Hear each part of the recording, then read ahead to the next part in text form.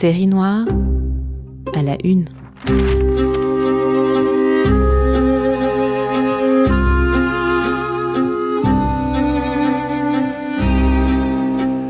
Un podcast de Rétro News, le site de presse de la Bibliothèque nationale de France.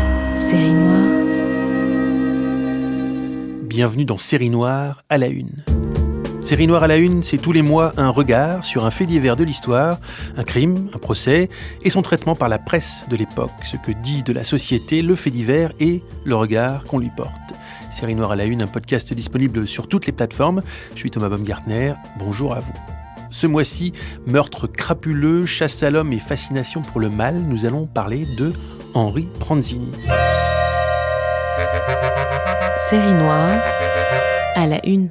Dans la nuit du 16 au 17 mars 1887 au 17 rue Montaigne, dans le 8e arrondissement de Paris, a lieu un triple meurtre crapuleux. Au prétexte de voler des bijoux et des diamants, un individu a tué Marie Regnault, une demi-mondaine connue sous le nom de Madame de Montille, ainsi que sa gouvernante, Anne Grémeret, et sa fille prénommée Marie, âgée d'une dizaine d'années. Le crime est d'une violence rare, les 3 victimes sont égorgées, et le coupable a pris soin de nettoyer la scène et il a pris son temps. Celui qui est bientôt confondu s'appelle Henri Pranzini et il devient d'une certaine manière la coqueluche de la presse de l'époque. Né en Égypte de parents italiens, il parle au moins 5 langues. Il a vécu une vie nomade, passant de l'Afghanistan au Beloutchistan, en passant par la Perse et la Birmanie. Bientôt, à travers la presse, il a une image de bandit gentleman. Il fascine et fascinera même après sa mort, puisque Henri Pranzini est bientôt condamné à mort. La presse française, à l'occasion de cette affaire, passe un cap clair, celui du sensationnalisme judiciaire. Le fait divers est co-construit par les journaux et la course à l'information qui fera vendre, mais le journaliste en concurrence avec la justice.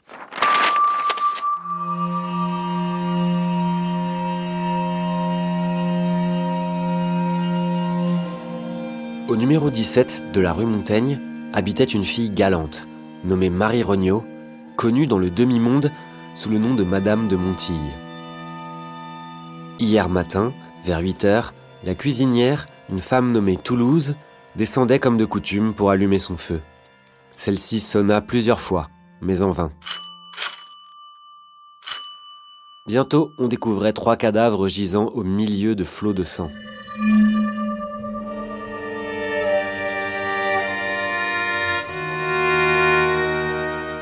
Marie Regnault, en chemise, étendue à terre au pied de son lit, semble avoir été frappée au moment où elle descendait de son lit. Elle porte de chaque côté de la gorge 2 coups de couteau ou d'un instrument tranchant très effilé. La bonne, nommée Antoinette Grémeret, et âgée de 35 ans, avait une fille, Marie, une enfant de 12 ans, qui habitait et couchait avec elle. La mère a été trouvée étendue en travers de la porte, au milieu d'une mare de sang. Comme sa maîtresse, elle avait reçu 2 affreuses blessures au cou. L'enfant, encore couché, n'a reçu qu'un seul coup, qui lui a presque séparé la tête du tronc.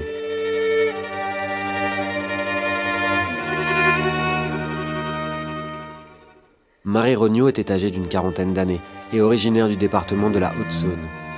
Elle était brune, grande et forte. Ne se contentant pas de ce que lui donnait son amant, elle rentrait souvent avec des inconnus, auxquels elle offrait une hospitalité passagère. L'assassin doit être un de ses hôtes à la nuit. Avant-hier soir, au moment où il éteignait le gaz, le concierge de la maison aperçut, mais sans bien le distinguer, un homme qui monta en donnant le nom de Madame de Montille. Le drame de la rue Montaigne, dans le 19e siècle, le 18 mars 1887. Avec nous pour parler de Henri Pranzini, le chéri magnifique de la belle époque, nous sommes avec Claire Blandin et Frédéric Chauveau. Bonjour à tous les deux. Bonjour. Claire Blandin, vous êtes historienne, spécialiste de l'histoire des médias, de l'histoire culturelle de la France contemporaine et de la représentation des femmes et du genre. Professeur des universités, vous faites partie du laboratoire des sciences de l'information et de la communication de l'université Sorbonne Paris-Nord. Et nous avions déjà eu l'occasion de nous entretenir avec vous dans un épisode précédent de Série noire à la une consacré aux faiseuses d'anges. Frédéric Chauveau, vous êtes professeur émérite en histoire contemporaine à l'université de Poitiers. Vous êtes spécialiste de l'histoire de la justice pénale, de la violence, du crime au 19e et 20e siècle, mais aussi des corps malmenés.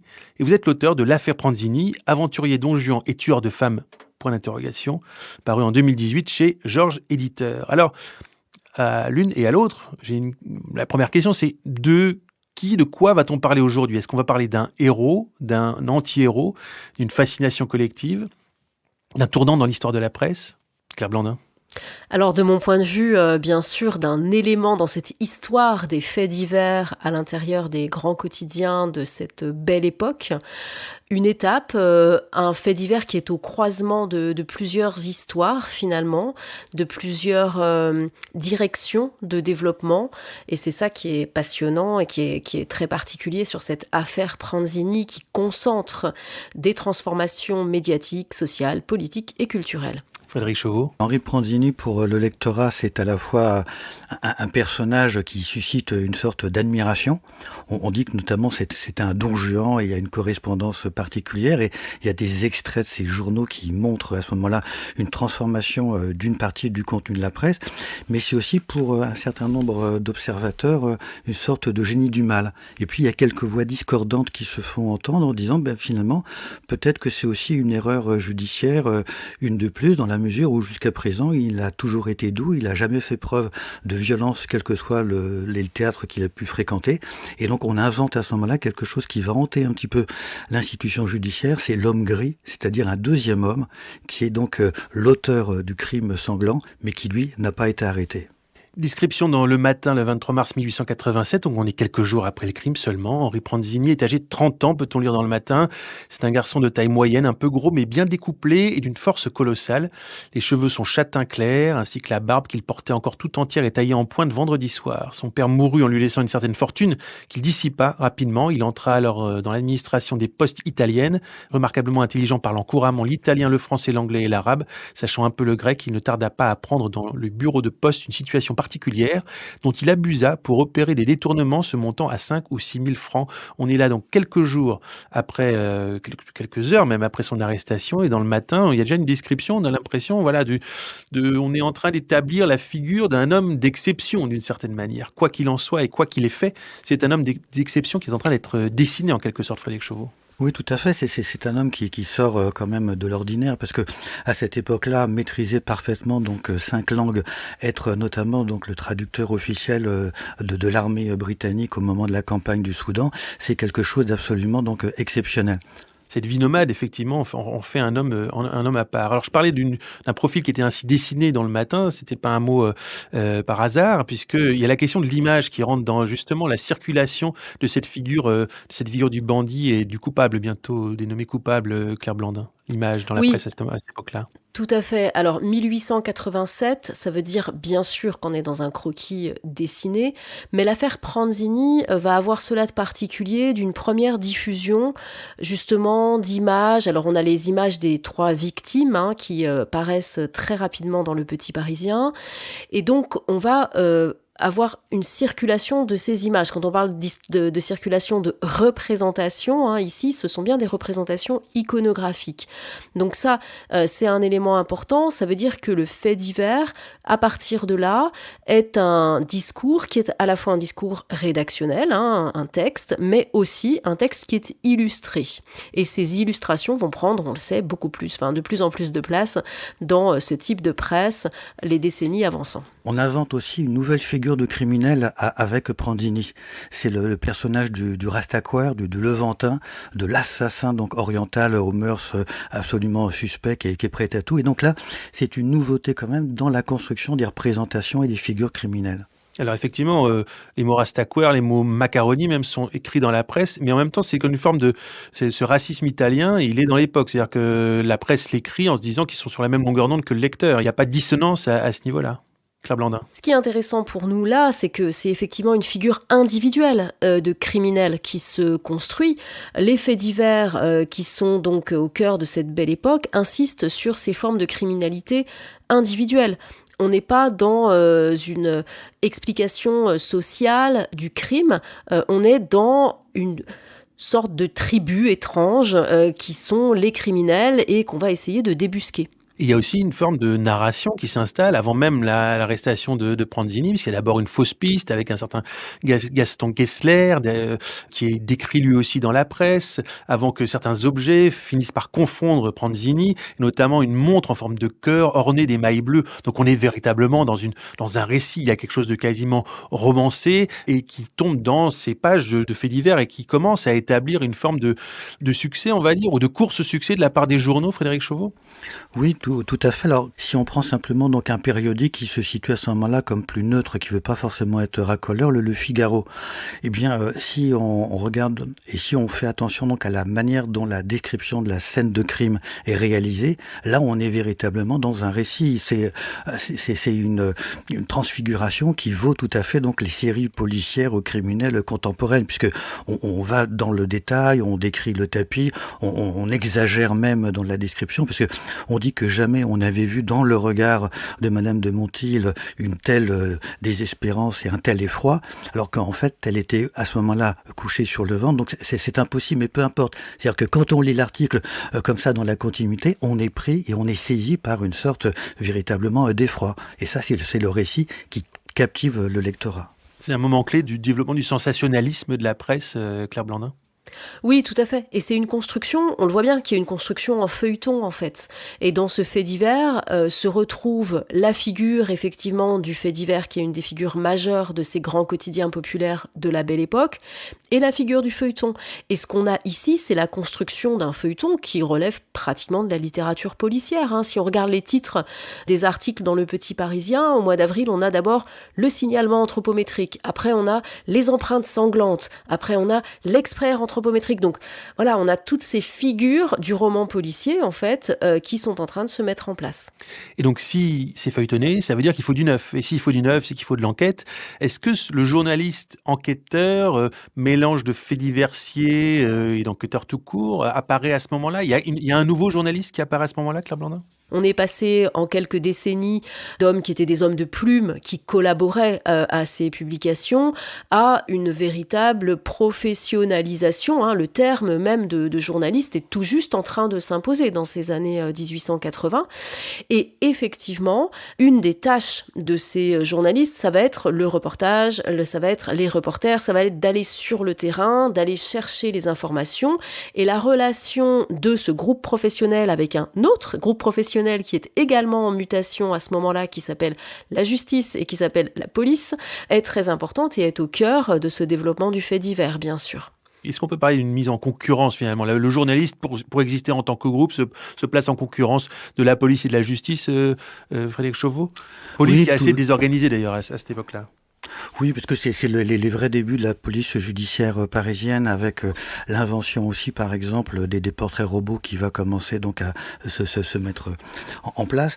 Mais à ce moment-là, les différents journaux vont jouer sur la corde de la concurrence, parce que chacun va essayer de montrer qu'il apporte du neuf dans ce spectacle judiciaire. Alors, un des exemples peut-être les plus singuliers, c'est porté par le journal Le Figaro, qui a déjà publié des photographies. Bon, il n'a plus de photographies et de visuels à présenter.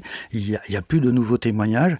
Et donc, à ce moment-là, il va inventer un référendum auprès des lectrices en disant, si vous aviez été l'amoureuse d'Henri Pranzini, est-ce que vous l'auriez dénoncé à la police? Donc, on fait tenir en haleine le lectorat. Évidemment, c'est quelque chose qui est absolument sensationnel et chacun guette les résultats du référendum. Quand on parlait de concurrence entre journalistes et justice et police, il y a effectivement cette histoire de l'arrestation d'Henri Pranzini, donc quelques jours après le crime. Il se trouve que François Goron, qui est le sous-chef de la sûreté, l'apprend par la presse. Lui-même l'apprend par la presse. C'est un rédacteur du journal des débats qui l'informe dans son propre bureau, par le biais d'une dépêche qui était envoyée par leur correspondant de Marseille, puisque Pranzini a été arrêté à Marseille. Et François Goron dit « J'étais stupéfait, ainsi c'est un journal qui nous apportait la nouvelle de l'arrestation de l'assassin de la rue Montaigne, ou tout au moins d'un complice qui recelait les bijoux volés. Ô chinoiserie de l'organisation policière, sainte routine qui fait que la police ignore tous les progrès de la science et que le téléphone et le télégraphe ne profitent qu'aux voleurs, aux assassins et aux journalistes. » Vous parliez de la question amoureuse, Frédéric Chauveau. Justement, il y a le charme d'Henri Pranzini, quelque chose qui existe. Alors, est-ce que c'est aussi une figure qui naît comme ça, ce bandit charmant, charmeur? Il a un véritable fan club qui se développe. Alors là, dans le journal La Liberté, le 14 juillet 1897, ça apparaît juste après l'exécution d'Henri Pranzini. Le texte suivant: une autre amoureuse du terrible personnage cause quelques surprises en compagnie où elle est. C'est cette Parisienne dont on s'est tant entretenu depuis quelques jours et dont les lettres ont fait sensation. Le fait que ces lettres annoncent une distinction qui est vraiment fourvoyée dans le dessous de l'épouvantable drame, mais il ne faut pas non plus oublier jusqu'où peut tomber une femme d'élite elle-même quand par hasard elle est engagée sur certaines pentes. Donc voilà, bon, évidemment toujours cette position moralisante, mais c'est quoi ce charme? Il y a un côté Arsène Lupin chez Henri Pranzini, Frédéric Chauveau? Oui, manifestement, il y a cet aspect-là, parce que quand on regarde le dossier donc d'archives, on se rend compte que même les lettres de cette personnalité, de cette dame du monde, de cet univers mondain, n'ont pas été, si je peux dire, reproduites en l'état, c'est-à-dire qu'elles ont été retranscrites, recopiées pour qu'on ne puisse pas deviner l'identité de la personne à partir de son écriture. Mais dans la correspondance, tout n'a pas été publié à cette époque-là, mais il a failli aussi se marier aux États-Unis. Donc là, c'est un personnage assez singulier, mais qui avait manifestement une force, si je peux dire, de conviction, en tout cas adulée par une partie des personnes qu'il pouvait rencontrer. Quand on est historien et historienne sur un cas comme ça, cette manière de décrire ce charme, cette aura, ce magnétisme de ce vraisemblable, en tout cas potentiel assassin, comment on le prend? Est-ce que c'est pas aussi quelque chose qui est monté en épingle justement par une presse qui cherche à vendre le journal du lendemain, Claire Blandin? On est dans une presse qui se vend au numéro, alors que le début du 19e siècle, on est sur des journaux par abonnement. Là, on est sur une presse au numéro, donc chaque jour, il faut donner envie, chaque jour, il faut attirer le lecteur, et c'est à ça que sert le fait divers, attirer le lecteur, et puis il faut le fidéliser, et donc c'est à ça que sert le feuilleton, c'est à vous donner envie de connaître la suite. Alors, sur cette figure du charmeur, ce qui est assez intéressant, c'est que ça nous rappelle aussi qu'une grande partie du lectorat de ces quotidiens est un lectorat féminin. Et on le voyait bien avec l'exemple que citait à l'instant Frédéric Chauveau avec le concours du Figaro. Le Figaro fait partie de ces journaux qui vont chercher le public féminin et donc qui vont développer des rubriques et des postures d'écriture à destination d'un lectorat spécifiquement féminin. Le 14 juillet 1887, dans Le Matin, on lit qu'après 1h, 3/4 de délibération, le jury, lors du procès de Pranzini, rentre en séance et répond oui à toutes les questions, excepté sur la question de préméditation relativement au meurtre de la petite fille. Pas de circonstances atténuantes. Pranzini est blême, horriblement blême. Il tient son mouchoir dans sa bouche, le mordit. Le public est très bruyant. Pranzini est condamné à mort. À cette époque-là, le président de la République s'appelle Jules Grévy, c'est un abolitionniste, mais va se résigner à cette condamnation. Il ne va pas gracier ou commuer la peine d'Henri Pranzini. Il renonce à commuer la peine pour éviter tout le soulèvement populaire, parce que c'est devenu une affaire publique, par la presse notamment. C'est une affaire sur laquelle beaucoup de monde et tout le monde a un avis. Il est exécuté le 31 août 1887. Et dans le Courrier du Soir du 31 août, voilà la description de l'exécution de Henri Pranzini. La nouvelle de l'exécution de Pranzini nous parvenait hier soir dans la soirée. Nous débouchions sur la place de la Roquette, sur le coup de 2 heures.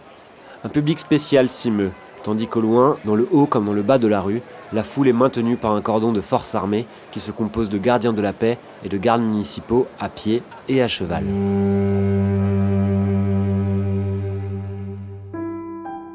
Les journalistes que leur devoir amène, comme nous, sont contraints de se hausser, à grand-peine pour ne rien voir, par-dessus les épaules des premiers occupants. Plus tard seulement, on fait droit à leur requête de se grouper près de la porte, hors des balustrades. Desblers s'avance le premier et distance le groupe allant droit à sa machine. Voici Pranzini, entouré des aides, avec le vénérable abbé Faure derrière lui. Il est horriblement pâle, blanc comme un linge. Comme les aides veulent le soutenir, « Laissez-moi », leur dit-il, et il marche. Il est arrivé au pied de la guillotine, tourné comme s'il voulait causer aux assistants de gauche. Les aides le saisissent alors par les épaules et le poussent contre la planche qui bascule. Le jeu de la lunette lui en serre le cou, c'en est fait. Le déclic est empoigné par M. Desblers et le couteau tombe en son énorme poids. Un bruit sourd, donnant l'impression d'un broiement d'os, retentit. 5 heures sonnent, Pranzini a enfin satisfait à la justice les hommes.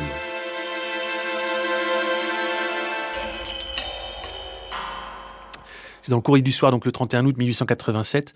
On lit donc, ce récit d'une exécution totalement réaliste. On est dans la continuité, finalement, du traitement de l'affaire. On est au plus près du détail. Et ça fait partie aussi du style des journalistes à cette époque-là, sur cette affaire-là, Claire Blandin. Ce qui est assez frappant, c'est combien cette scène d'exécution peut être mise en parallèle avec la scène de meurtre, finalement, parce qu'il y avait cette presque décapitation de la petite fille et qu'on finit avec un criminel guillotiné. Et ça forme une boucle, en fait. Et c'est le moment où le désordre qui avait été introduit dans la société par l'intervention de Pranzini, finalement, se résout par la guillotine. Donc on a un achèvement de cet épisode de faits divers avec la scène d'exécution. Alors c'est un achèvement avec un très large post-scriptum, on va dire, parce qu'il y a Pranzini ne cesse pas de fasciner. Et ça fait partie aussi de la particularité de son cas et de cette affaire. Frédéric Chauveau, Pranzini post-mortem, il continue à y avoir des discussions, des débats, y compris entre la presse et la justice. Oui, c'est un des débats à rebondissement avec plusieurs étapes. C'est-à-dire que quand Pranzini est exécuté, on découvre après ça brusquement que finalement on a fait subir la dépouille mortelle au cadavre de Pranzini un sort particulier, c'est-à-dire que on a extrait des fragments de peau et puis on en a fait avec un portefeuille et puis des porte-cartes de visite. Alors en fait, quand on lit les rares mémoires de médecins légistes qui sont diligentés par la justice, c'est des pratiques qui existaient avant, très discrètes, mais qu'on retrouve également après. Mais à ce moment-là, il y a un véritable scandale. Et puis il y a un certain nombre de journaux qui demandent à ce moment-là à ce que le gouvernement, en tout cas donc les autorités de tutelle démissionnent. Et puis si on prend l'exemple de la presse satirique que de les années 1910-1912, la figure de Pranzini apparaît dans un certain nombre de dessins de presse et de caricatures. Et ces dessins sont pas forcément accompagnés de légendes, c'est-à-dire qu'on voit bien le nom de Pranzini et donc pour le lectorat, c'est une affaire qui évoquait évidemment quelque chose, il n'y avait pas besoin de lui rafraîchir la mémoire, il fixait ça tout à fait donc dans un contexte, mais qu'on retrouvera après au cours de l'entre-deux-guerres, puisque c'est, si je puis dire, dans ces rebondissements journalistiques, le fait que la petite Thérèse de Lisieux, au moment de l'exécution, n'écoute pas les recommandations paternelles et lit le journal La Croix qui était sur la table du salon, et c'est là où elle découvre que l'on va mettre à mort donc un grand criminel. Elle prie toute la nuit, et puis le lendemain, donc, elle découvre que finalement Pranzini a tendu les lèvres vers le crucifix qu'on lui tendait. Donc finalement, c'est le début d'une vocation religieuse, et lorsque Thérèse de Lisieux va publier des mémoires dans les années 30, elle va réactiver, sans forcément le faire exprès, l'affaire Pranzini, qui va également être jouée au théâtre dans ces années-là. Donc c'est une affaire sans fin, et puis plus tardivement encore, après la Seconde Guerre mondiale, avec l'ORTF, En votre âme et conscience, une émission de télévision particulière avec un dispositif singulier, l'affaire Pranzini est présentée à ce moment-là aux téléspectateurs et on leur demande de se mettre à la place du jury. Et vous, quelle aurait été votre décision ? Il y avait cette question justement de l'autopsie, l'enjeu autour de l'autopsie. Une certaine presse demandait que l'autopsie soit publique, que les résultats soient rendus publics. Alors c'était la suite de ce qu'on évoquait à l'instant, cette concurrence, cette mise en cause par la presse de la police, de la justice et du mécanisme autour. Et puis c'est l'époque aussi de l'anthropométrie et de la physiognomonie, c'est-à-dire retrouver à travers les spécificités physiques des criminels une forme de destination, de prédestination. À noter par exemple dans le Petit Journal du 3 septembre 1897, on parle des arcades sourcilières proéminentes, des muscles des yeux très développés de Pranzini, un globe de l'œil saillant, des paupières volumineuses, une insensibilité morale, une impassibilité, une humeur vagabonde, une sentimentalité exagérée, un cynisme constant. Donc on mélange des spécificités morales et des spécificités physiques, mais c'est l'époque aussi. On cherche à déterminer des caractères à travers des traits physiques, c'est ça. Ça vient plutôt de la sociologie, de la criminologie italienne, où on invente en fait le criminel né. Alors évidemment, c'est rassurant, c'est commode. À ce moment-là, à l'intérieur de la grande catégorie des criminels, on invente des sous-catégories, et puis on mesure absolument tout ce qui est possible, que ce soit le nez, les oreilles, l'envergure des personnes, voilà. Et donc, par contamination, les journalistes se mettent aussi donc à l'unisson, et à la suite d'une sorte de brassage, ils proposent aussi un certain nombre de caractéristiques qui parfois sont un petit peu éloigné à ce moment-là des vrais débats criminologiques qui agitent les spécialistes, mais peu importe, pour le grand public et pour le lectorat, c'est ça qui est important. On attendait à trouver chez un vénusiaque tel que Pranzini traces de maladies particulières ou de vices. Or, jamais de mémoire de chirurgien on a eu à examiner d'organes plus sains, écrit le Figaro. Le cerveau ne révèle aucun signe d'alcoolisme ni d'aliénation. Alors non seulement ces éléments font l'objet d'études scientifiques, mais aussi donc de rapports dans la presse. On en apprend donc encore après la mort de Pranzini. Claire Blandin, l'après-affaire Pranzini, dans la presse, c'est quoi? Quel est le point de non-retour marqué par cette affaire Pranzini, notamment du côté de la question du sensationnalisme et, comme on dit, du sang à la une? La suite, ça va être bien sûr le développement des illustrations. Ça va être d'aller encore plus loin dans la monstration de ces scènes de crime. Ça va être dans les répétitions, et puis ça va être quelques décennies plus tard, à partir des années 20, des années 10, puis vraiment des années 20, dans certains hebdomadaires, la place de la photographie de scènes de crime, qui va progressivement remplacer ces croquis.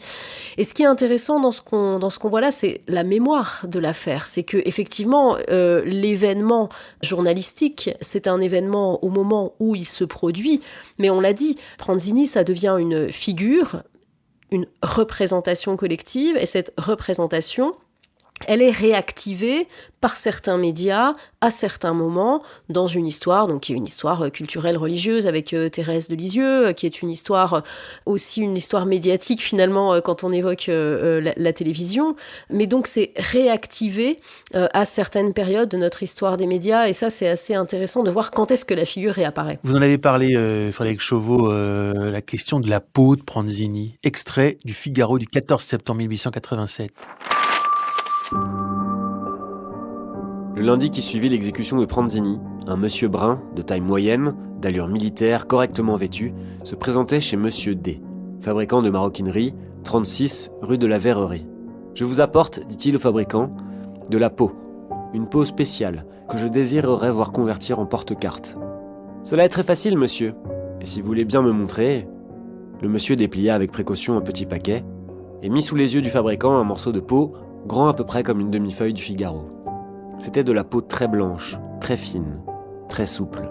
« Qu'est-ce que cela ?» s'écria monsieur D, stupéfait. « On dirait de la peau humaine. »« Justement, répondit en souriant le visiteur, c'est la peau de Pranzini. Mais comment ? Voici ma carte, qui vous expliquera tout. » Monsieur D, en effet, à la lecture du nom inscrit sur la carte qu'on lui présentait, n'eut plus d'objection à faire, et samedi, il livrait à son client, moyennant la somme de 15 francs, les 2 porte-cartes demandées. À qui étaient-ils destinés ? Nous le savons, mais pour le moment du moins, il ne nous est pas permis de le dire. C'est égal, 7 francs 50 un porte-carte en peau de Pranzini, ce n'est vraiment pas cher, et il y a certainement des Américains qui ajouteraient 2 et même 3 zéros à ce chiffre pour posséder un bibelot pareil. Voilà donc dans le Figaro du 14 septembre 1887, une histoire à la fois qui mêle réalité et fiction, une forme de mystère, une impossibilité de vérifier. On est dans le mythe. Bon, il se trouve que c'est vrai puisqu'il y a eu même des démissions, je crois, suite à cette histoire rendue publique par le Figaro. Et là, on n'est plus dans la fascination, on est dans la fétichisation, Frédéric Chauveau. Oui, tout à fait. Sans compter qu'à cette époque-là se pose aussi la question du statut du cadavre, du corps mort. C'est-à-dire qu'il n'y a pas de protection donc juridique. Et on a même, par exemple, quelques affaires assez sordides de viol de cadavres. Et à ce moment-là, il n'existe pas de qualification. On est obligé, par exemple, d'user d'un artifice en évoquant la destruction de tombes. Et un débat, à ce moment-là, commence à apparaître à partir de l'affaire Pranzini. Alors là aussi, c'est réactivé par d'autres affaires un petit peu similaires. Et se pose bien pour la société quand même la question donc de la protection juridique du corps mort, et avec des questions morales sur le respect. Alors, c'est pas tranché à ce moment-là, mais au moins, pour la première fois, ça arrive véritablement sur le devant de la scène. Dans le débat public. Alors, il y a une question quand même qui se pose, c'est celle de la culpabilité réelle de Pranzini. Vous en parliez au tout début de notre discussion, Frédéric Chauveau. Il y a cette figure qui se retrouve dans la presse, celle de l'homme en gris, le comparse mystérieux, figure qui sera réutilisée plus tard. Il y a peut-être un complice, on ne sait pas, et il reste malgré tout cité comme une sorte d'hypothèse. Il faut être prudent, mais quand on lit le dossier judiciaire, il y a quand même la place pour le doute. Manifestement, donc Pranzini était là. Quand on lit son interrogatoire, dans toutes les scènes, il y a des éléments, des artifices, des aspects qui sont farfelus, mais le passage à l'acte qui intéresse plutôt donc là les psychologues, les psychiatres ou les aliénistes, n'a pas été interrogé au moment de l'affaire. Alors qu'aujourd'hui, une affaire similaire se produirait, il y aurait, j'imagine, une expertise soit psychologique, soit psychiatrique, mais on irait un petit peu plus loin. Et là, c'est laissé de côté. Et donc, effectivement, donc à l'arrivée, sur les mécanismes du passage à l'acte, sur la logique du passage à l'acte, tuer 3 femmes à l'arme blanche, ça a été dit tout à l'heure, elles ont pratiquement été détronquées. Paul Broardel, qui est appelé comme expert judiciaire, dit à ce moment-là qu'elles ont été pratiquement donc assassinées avec la science du boucher. Mais en tout cas, il y a bien donc une violence considérable qui interroge. Et c'est pour ça qu'il y a un point d'interrogation à la fin de votre titre, la titre de votre livre, l'affaire Pranzini, aventurier, don Juan et tueur de femmes, point d'interrogation, qui est paru chez Georges Éditeur en 2018. J'imagine que le point d'interrogation est pour cette raison. Entre autres. Merci beaucoup Claire Blandin, merci Frédéric Chauveau de nous avoir éclairé sur Henri Pranzini, le chéri magnifique de la Belle Époque. Je mets des guillemets évidemment. Frédéric Chauveau, si je ne me trompe pas, vous avez aussi publié au début de 2023 un livre d'entretien avec Michel Perrault, l'historienne Michel Perrault, Punir et comprendre. C'est paru aux presses universitaires de Rennes. Merci à tous les deux. Merci. Merci c'est beaucoup. Donc terminé déjà ce 15e épisode de Série Noire à la Une, la presse et le crime, le podcast de Retro News, le site de presse de la Bibliothèque nationale de France. Ce podcast a été préparé par Clémence Marie, réalisé par Guillaume Giraud et produit par Wave Audio avec l'aide de toute l'équipe de Retro News, Étienne Manchette, Julie Duruflé, Flora Etienne, Thomas Baumgartner au micro. On se retrouve dans un mois sur toutes les plateformes et sur retronews.fr pour plonger dans l'histoire de la presse avec une autre Série Noire à la Une. Série Noire